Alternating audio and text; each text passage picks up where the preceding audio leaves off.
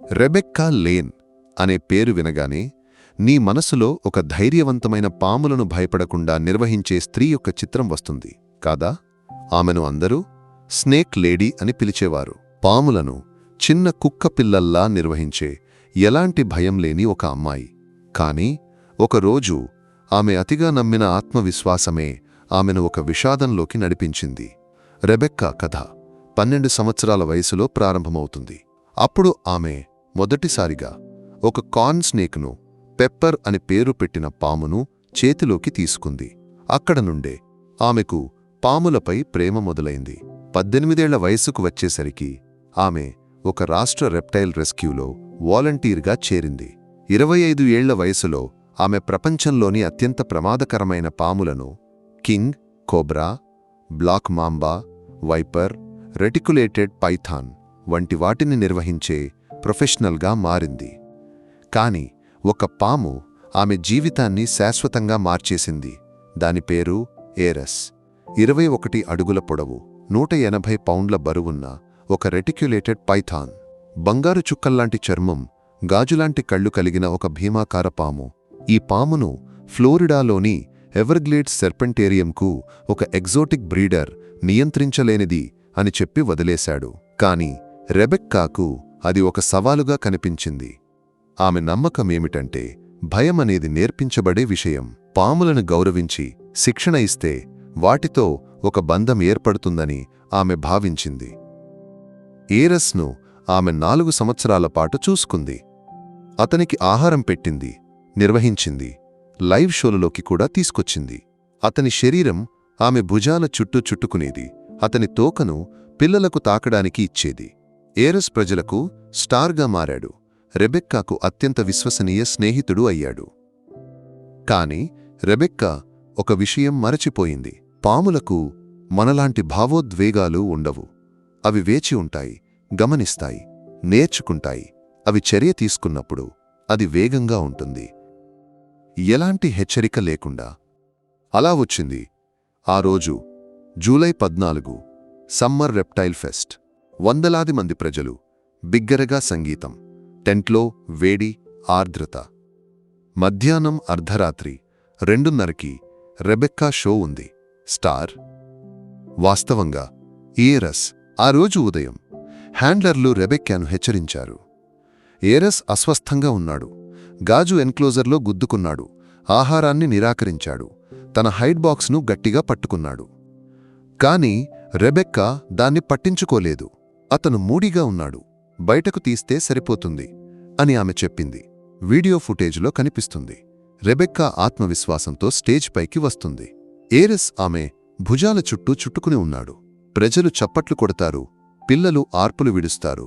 ఆమె మైక్లో శాంతంగా చెప్తుంది, ఏరస్ లాంటి పైథాన్లు శక్తివంతమైనవి, కాని తప్పుగా అర్థం చేసుకోబడ్డాయి. అవి ఎవరినీ హాని చెయ్యాలని అనుకోవు. కాని 30 సెకన్లలో అంతా మారిపోయింది. ఏరస్ కదలడం మొదలైంది. మొదట అది సాధారణంగా అనిపించింది, ఒక పాము యొక్క సాధారణ కదలిక. ఆ తరువాత అతని శరీరం రెబెక్కా చేతిని గట్టిగా చుట్టుకుంది. ఆ తరువాత మెడపై, ఆ తరువాత ఛాతీపై, ఆమె ముఖంపై చిరునవ్వు మసకబారింది. ఆమె మాట్లాడడానికి ప్రయత్నించింది, కాని శబ్దం బయటకు రాలేదు. స్టేజ్పై ఒక అసిస్టెంట్ పరిగెత్తుకొచ్చాడు. వెంటనే మరొకరు. ఆమె కదలడం లేదు, నీలం రంగులోకి మారుతోంది. దేవుడా, అతన్ని తీసేయండి అని ఎవరో అరిచారు. కాని ఏరస్ గట్టిగా చుట్టుకున్నాడు. ఒక పైథాన్ కాటువేసి చంపదు. అది గట్టిగా చుట్టుకుంటుంది, నిశ్శబ్దంగా, వ్యవస్థితంగా, గుండె చప్పుడు ఆగిపోయే వరకు. 90 సెకన్లలో రెబెక్కా స్పృహ కోల్పోయింది. 3 నిమిషాల్లో ఆమె నాడీ ఆగిపోయింది. ఒక ట్రాంక్విలైజర్ ఉపయోగించి 5 బలిష్టమైన వ్యక్తులు కలిసి ఏరస్ యొక్క చుట్టులను విడదీయాల్సి వచ్చింది. మధ్యాహ్నం తెల్లవారుజాము 3:07 రెబెక్కా లేన్ మరణించినట్లు ప్రకటించారు. ఆమెకు కేవలం 32 ఏళ్లు మాత్రమే. వార్తలు త్వరగా వ్యాపించాయి. పాము షో మరణంతో ముగిసింది. పైథాన్ హ్యాండ్లర్ను లైవ్ షోలో చంపేసింది. ప్రజలు ఇష్టపడిన ఆమె స్టార్ పాముచే చంపబడింది. ఒక విచారణ ప్రారంభమైంది. 21 అడుగుల పొడవైన పామును లైవ్ షోలో ఎందుకు ఉపయోగించారు? రెండవ హ్యాండ్లర్ స్టేజ్పై ఎందుకు లేడు? ఏరస్కు సేఫ్టీ హార్నెస్ ఎందుకు ఉపయోగించలేదు? సెర్పెంటేరియం ఒక ప్రకటన విడుదల చేసింది. మేము విషాదంలో మునిగిపోయాము. రెబెక్కా అనుభవజ్ఞురాలు జాగ్రత్తగా ఉండేది. ఇది మేము ఎన్నడూ ఊహించలేదు. కాని మాజీ ఉద్యోగులు వేరే కథ చెప్పారు. ఒకరు చెప్పారు, అక్కడ ఎలాంటి ప్రోటోకాల్స్ లేవు. రెబెక్కా తనకు తోచినట్లు చేసేది. ఏరస్ మారుతున్నాడని మేము హెచ్చరించాము. సూచనలు ఉన్నాయి. పాములు గురకపెట్టవు, అరవవు, కాని అవి గమనిస్తాయి. ఒక ఆహారం యొక్క ప్రవర్తన స్థిరంగా ఉంటే అవి దాన్ని గుర్తుంచుకుంటాయి. నిపుణులు చెప్పేది రెబెక్కా యొక్క కదలిక, శరీర ఉష్ణోగ్రత, వాసన ఇవన్నీ చూసి ఏరస్ ఆమెను ఆహారంగా తప్పుగా భావించాడని. కొందరు చెప్పేది షోలోని శబ్దం, వేడి, లైటింగ్కు ప్రతిస్పందనగా అతను రక్షణ కోసం దాడి చేసి ఉండవచ్చని. ఏది ఏమైనా ఈ విషాదాన్ని నివారించవచ్చు. పాములు ద్వేషంతో పనిచేయవు. వాటి సహజ స్వభావాలు, పురాతన మెదడు, వాటికి భావోద్వేగాలు లేదా పశ్చాత్తాపం ఉండవు. రెబెక్కా నమ్మినది ప్రేమ, రొటీన్ ఈ సహజ స్వభావాలను అధిగమిస్తాయని. కాని ఆమె తప్పు చేసింది. రెబెక్కా మరణం తర్వాత ఏరస్ను ఒక సురక్షిత రెప్టైల్ రీసెర్చ్ సెంటర్కు తరలించారు. అతన్ని చంపలేదు. రెబెక్కా కుటుంబం పామును నిందించారని అనుకోలేదు.